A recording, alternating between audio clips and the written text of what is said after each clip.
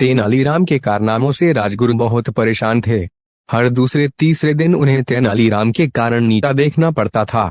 वह सारे दरबार में हंसी का पात्र बनता था। उन्होंने सोचा कि यह दुष्ट कई बार महाराज के मृत्युदंड से भी बच निकला है। इससे छुटकारा पाने का केवल एक ही रास्ता है कि मैं स्वयं इसको किसी तरह मार दूं। उन्होंने मन ही मन एक योजना बनाई। राजगुरु कुछ दिनों के लिए तीर्थ यात्रा के बहाने नगर छोड़कर चले गए और एक जाने माने बहुरूपये के यहाँ जाकर उससे प्रशिक्षण लेने लगे। कुछ समय में वे बहुरूपये के सारे करतब दिखाने में कुशल हो गए। वे बहुरूपये के वेश में ही वापस नगर चले आए और दरबार में पहुंचे। उन्होंने राजा से कहा कि वे तरह तरह के करतब दिखा सकते हैं। राजा बोले, तुम्हारा सबसे अच्छा स्वांग कौन सा है? बहुरूपये ने कहा, मैं शेर का स्वांग बहुत अच्छा करता हूँ महाराज, लेकिन उसमें खतरा है। उसमें कोई घायल भी हो सकता है और मर भी सकता है। इस स्वांग के लिए आपको मुझे एक खून माफ करना पड़ेगा। महाराज ने उनकी शर्त मान ली। एक शर्त और है महाराज, मेरे स्वांग के समय तेनालीराम भी दरबार में अवश्य उपस्थित रहे। बहुरूपया बोला, ठीक है, हमें यह शर्त भी स्वीकार है। महाराज ने सोचकर उत्तर दिया। इस शर्त को सुनकर तेनालीराम का माथा ठनका। उसे लगा कि यह अवश्य कोई शत्रु है जो स्वांग के बहाने मेरी हत्या करना चाहता है। अगले दिन स्वांग होना था। तेनालीराम अपने कपड़ों के नीचे कवच पहनकर आया ताकि अगर कुछ गड़बड़ हो तो वह अपनी रक्षा कर सके। स्वांग शुरू हुआ। बहुरूपये की कला का प्रदर्शन देखकर सभी दंग थे। कुछ देर तक उछल कूद करने के बाद अचानक बहुरूपया तेनालीराम के पास पहुंचा और उस पर झपट पड़ा। तेनालीराम तो पहले से ही तैयार था।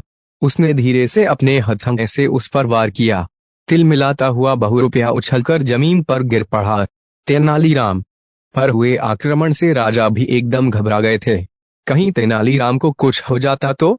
उन्हें बहुरूपये की शर्तों का ध्यान आया। एक खून की माफी और तेनालीराम के दरबार में उपस्थित रहने की शर्त। अवश्य दाल में कुछ काला है। उन्होंने तेनालीराम को अपने पास बुलाकर पूछा, तुम ठीक हो ना? घाव तो नहीं हुआ? तेनालीराम ने महाराज को कवच दिखा दिया। उसे एक खरोंच भी न आई थी।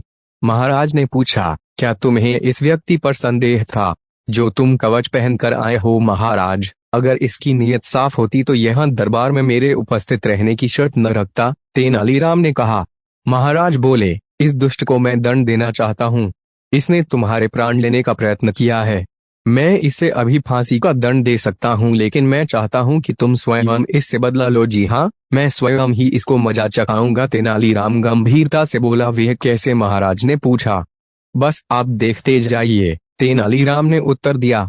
फिर तेनालीराम ने बहुरूपये से कहा, महाराज, तुम्हारी कला से बहुत प्रसन्न हैं। वह चाहते हैं कि कल तुम सती स्त्री का स्वांग दिखाओ।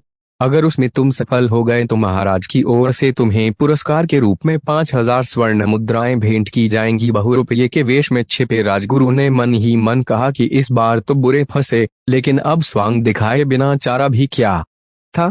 तेनालीराम ने एक कुंड बनवाया। उसमें बहुत सी लकड़ियां जलवा दी गईं। वैद्य भी बुलवा लिए गए कि शायद तुरंत उपचार की आवश्यकता पड़े। बहुरूपया सती का वेश बनाकर पहुंचा। उसका पहनावा इतना सुंदर था कि कोई कह नहीं सकता था कि वे असली स्त्री नहीं है। आखिर उसे जलते कुंड में बैठना ही पड़ा। कुछ पलों में ही लपटों में उसका सारा शरीर झुलसने लगा। तेनालीराम से यह देखा न गया। उसे दया आ गई।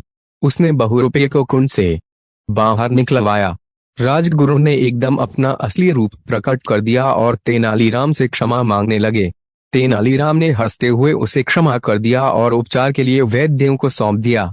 कुछ ही दिनों में राजगुरु स्वस्थ हो गया। उसने तेनालीराम से कहा, आज के बाद मैं कभी तुम्हारे लिए मन में शत्रुता नहीं लाऊंगा। तुम्हारी उदारता ने मुझे जीत लिया है। आज से हमें दोनों अच्छे मित्र की तरह रहेंगे। तेनालीराम ने राजगुरु को गले लगा लिया। उसके बाद तेनालीराम और राजगुरु में कभी मनमुटाव